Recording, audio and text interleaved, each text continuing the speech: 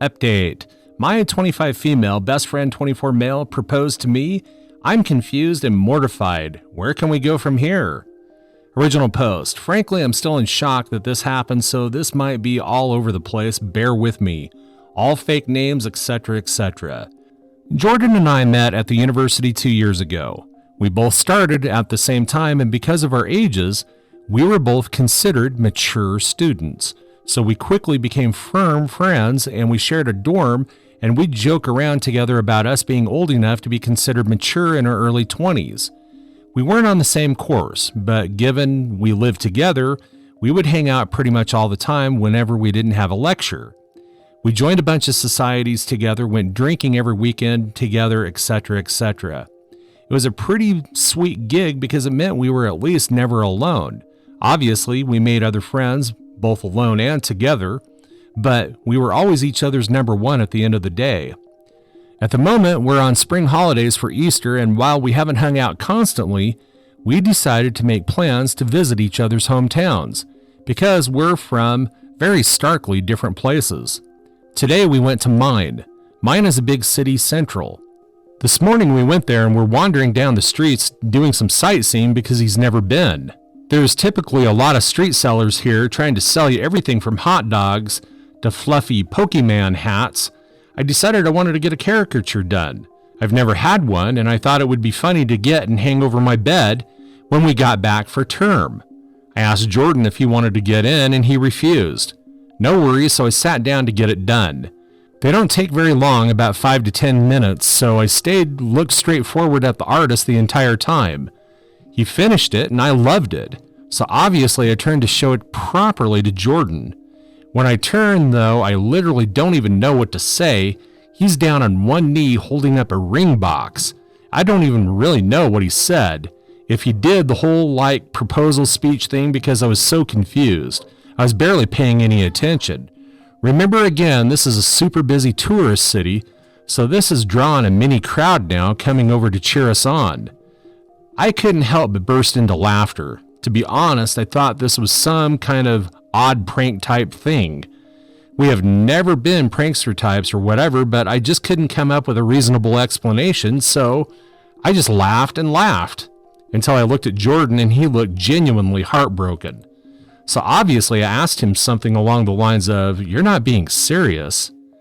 This is the only thing I remember him saying. He shut the box, stood up, shrugged, and said, "I guess not anymore," and walked off. This left me standing pretty awkwardly in this gathered crowd of people, a lot of who were giving me dirty looks, which made me incredibly uncomfortable. The plan was to meet back up at the hotel that we had booked rooms next door to one another, so I figured that's where he was going and head back that way. But he's not there, so I wait, and he still doesn't return. I text him out of concern. This was at 1:15. It's currently 6:20 p.m. as I'm writing this, just asking if he's okay. He responds with a long message back, which I would post because it's an odd read, but I won't out of respect for his privacy, in which he basically accuses me of leading him on, asking why I didn't break up with him sooner, saying I had publicly humiliated him and that he thought I loved him the same way, and that he felt our relationship was strong enough to consider taking that next step. Now, this is completely out of left field. I literally have got no idea where in the world he's got this idea from. The closest we've ever physically been is a hug hello and a goodbye. I've never even jokingly flirted with him for exactly this reason. I've had too many friendships collapse because they can't tell the difference between serious, interesting, and joking banter and friendships, so I've been extra careful to not. We've never kissed, never been on a date, never had sex. I do not find him physically attractive, and I wouldn't want to be in a relationship with him. I don't understand where on earth he's got this idea that we are. This isn't something he's ever brought up before this, and I'm genuinely bewildered. He hasn't returned to the hotel yet. I periodically knock to check, and I've been listening out for him walking up the hallway or anything. Nothing. I haven't responded to his long paragraph because honestly, I don't know how to. I'm just so stunned and taken aback that I genuinely have no idea where to go from here and what to do. I haven't told anyone I know in person, mostly because I don't want this to be brought up to people who know Jordan, so here I am turning to strangers on Reddit instead. What in the world do I do? I think you just need to be honest with him and have that conversation with him. Now for the comments before reading the update. He's at the age where severe mental illness can really manifest. Reach out to his family and share your concerns. Normal, healthy-minded people do not imagine years-long romantic relationships with people. I would also avoid being alone with him until it's confirmed that his grasp on reality is not tenuous. OOP. Thank you. I don't really know any of his family, but I'll see what I can do. Is he religious by any chance? This could possibly explain how he could see the lack of any physical intimacy as compatible with dating. You're staying pure. I assume that you've never dated or hooked up with anyone during your friendship with him. OOP. He's Catholic, but non-practicing. He believes in God and the Bible and such, but he doesn't go to church. And as far as I know, he isn't very strict in his beliefs. I've had hookups, but no relationships. He hasn't had any relationships, but I'm not sure about hookups. We don't even talk about sex with each other, to be honest, outside of the occasional "he's fit, I would" while people watching. I strongly disagree with people saying that this is an acute mental health crisis. If he was slipping into psychosis, mania, or something similar, you would know just from being around him. If the message was weird but generally coherent, he isn't experiencing a clinical break from reality. He's just been in his head privately nurturing this fantasy of a relationship. Who knows when he decided to buy that ring? It sounds like he has been in love with you for a while and assumed you harbored similar unspoken feelings. He is probably lonely, romantically, maybe doesn't get much attention from women, and it sounds like you have a pretty intimate friendship. Men tend to develop feelings for platonic friends or therapists more easily because they aren't accustomed to that type of intimacy outside of romance. As far as what to do, you are in an impossible position. His pride was hurt by your reaction because he's been caught up in a fantasy that was shattered. Your nervous laughter, very understandable, was probably close to a worst-case scenario, and he is taking it personally. You could reach out and offer some type of assurance or explanation. I wasn't laughing because of XYZ, or I'm here if you want to talk. To mitigate bitterness or hurt feelings, but anything short of yes is still going to leave him wounded. Give him space and talk to someone you trust. I would avoid talking to his family and friends for now unless necessary, as it would only add to the feeling of humiliation. A failed proposal will often end a relationship. It might be the same with your friend. It sounds like he's angry and might go back into his head to protect himself by demonizing you. I'm sorry. OOP, this is actually a pretty reasonable take.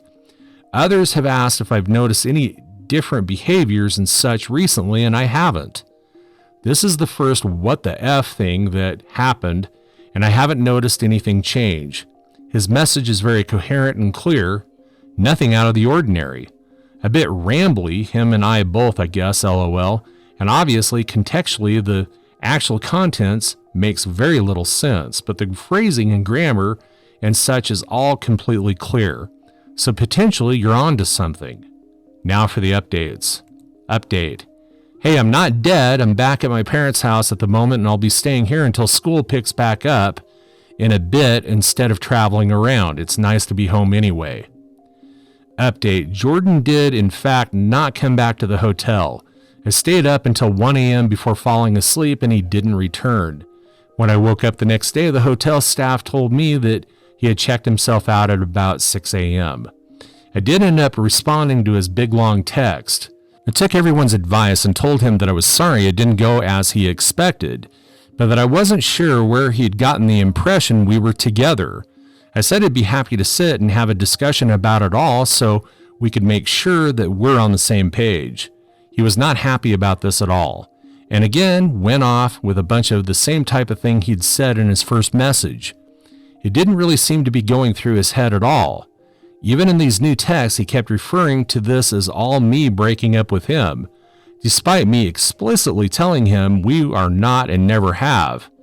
Again, all his messages were very clear and coherent, even if what he was saying was not based in reality at all. He wasn't sending paragraphs, just sentences in really quick succession, which was blowing my phone up. He told me he didn't want to meet up with me to talk because I'd ripped out his heart and crushed it in public. I did ask him for specific instances he could recall between us that made him think that we were dating, but he completely ignored the question and just kept going on and on about how hurt he was and that I was breaking up with him and how he felt his world was ending. He said he loved me more than anything and had felt so confident that I had too, which is why he felt certain about proposing to move our relationship along.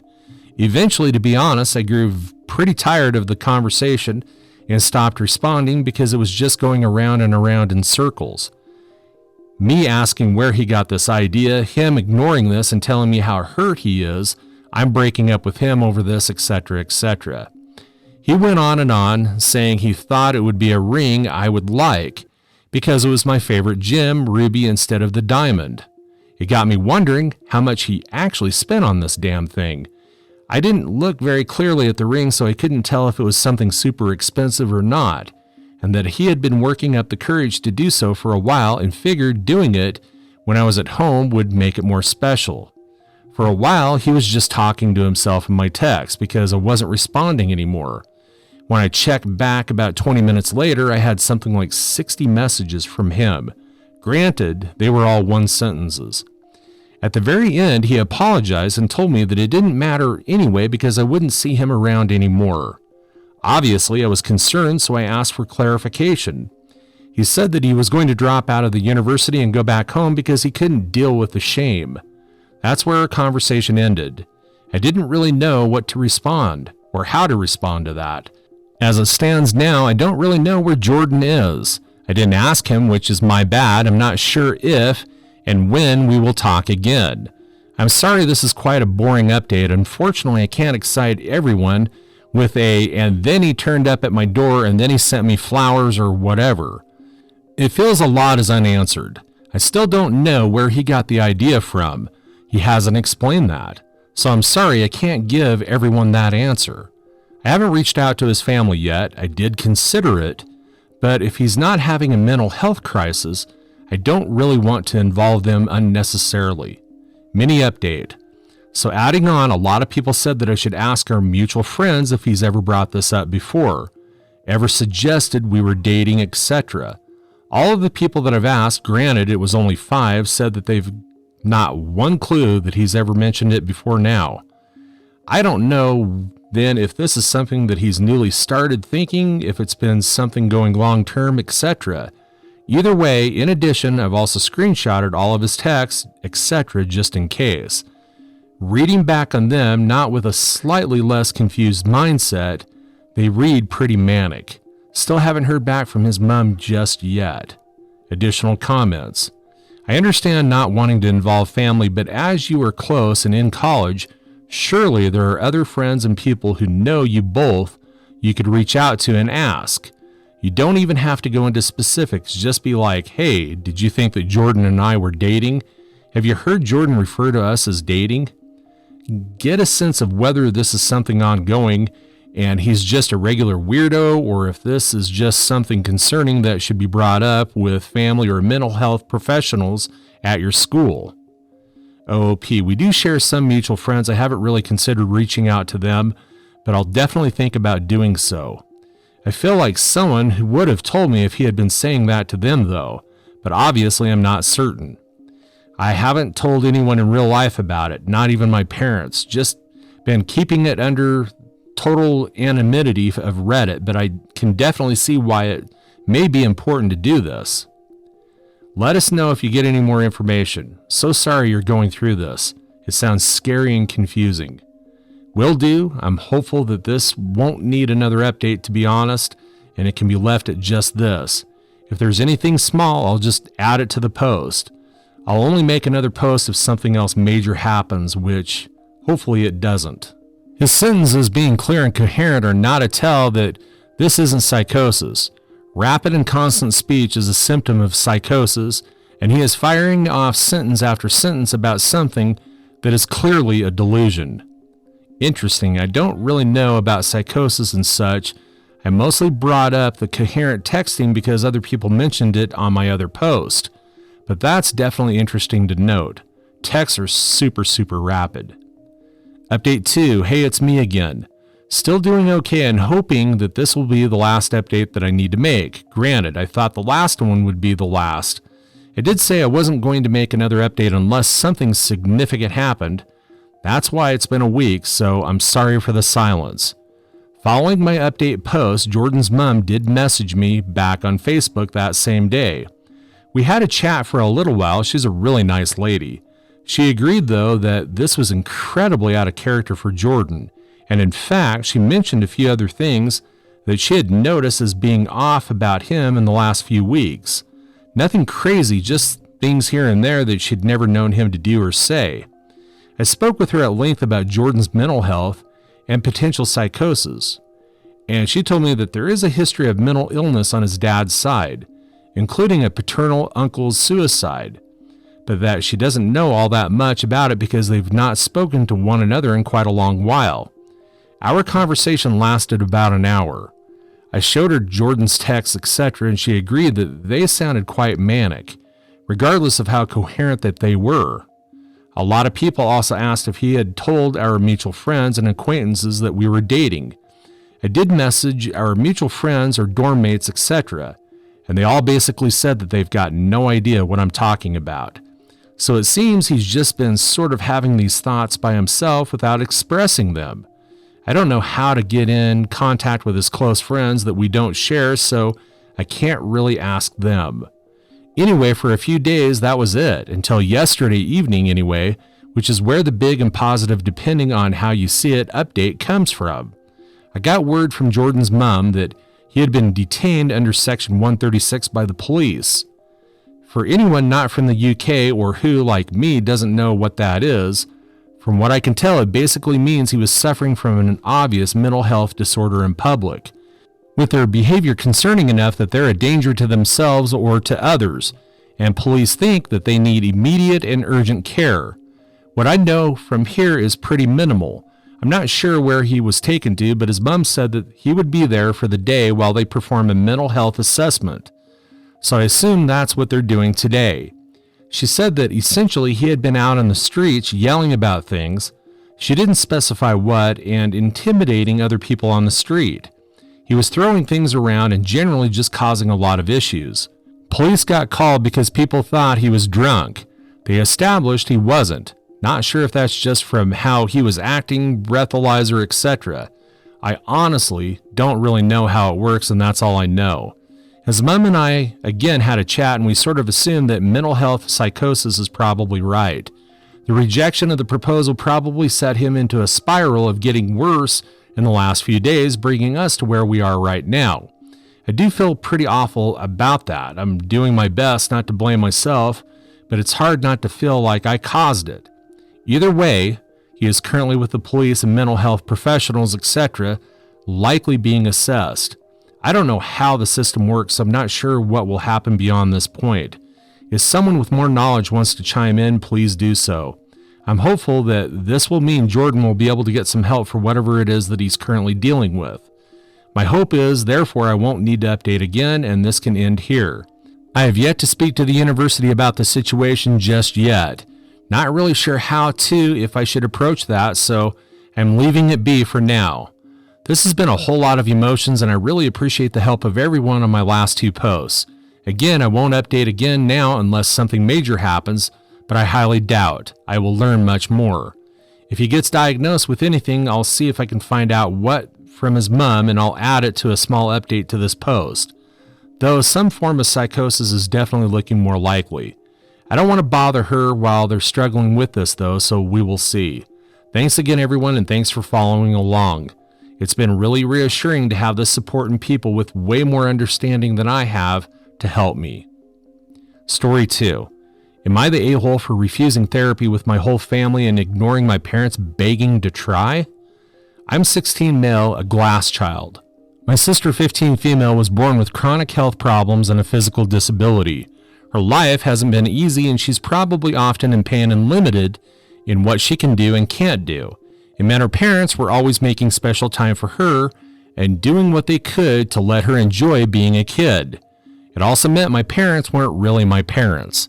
They would take her places and leave me behind at home or with someone else in the family. I never got that same time with them.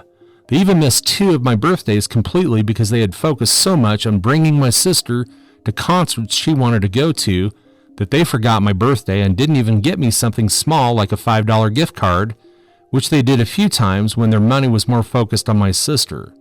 I spent most of my time with my paternal grandparents when I was younger, but Grandma died 3 years ago and Grandpa lives in a nursing home in another city, so I don't have them anymore, and that made it more difficult.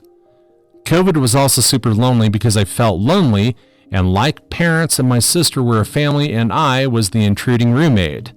My sister actually had a temper tantrum in April of 2020 and broke some of my gaming stuff, and not only was it never acknowledged at all, but it wasn't replaced either.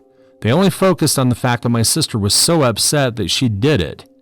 A few months ago, I decided I needed to talk to my parents to see if it could get better. They decided we needed therapy together. In therapy, it was recommended we spend more time together like they do with my sister. So we did that once a week. They still spend the rest of the week focused on my sister. It only just started when my sister got so jealous and had a meltdown over them focusing on me, and she accused our parents of preferring me to her. My parents asked me then if I could be understanding and give more time before we focus on us, because my sister really needed them and couldn't deal with sharing them at that point. I was so mad and hurt, but I also felt so done. So I told my parents not to bother because their only child clearly needs them, and I'll be out of their hair as soon as I can be. They went back to my sister being their only focus, and I stopped caring. This made them suggest all 4 of us go together, but with someone new, since the old place we went to would not be happy with them ignoring the advice. They told me it's all that will work for now, and I said no. They told me this is how we work on things all together and fix things. I told them it was too late, that I didn't have them being my parents for 15 years, and I'm expected to be okay with that until my sister feels okay about sharing. I told them that they made the choice of whose feelings mattered more, and just like always, they put her first, so I was done, and I didn't want to fix it. They have begged me a few times since, and they told me they were willing to work on it, so I need to be reasonable. Am I the a-hole? That's all for today. If you're enjoying this story, please like the video and share your thoughts in the comments section down below. Thank you.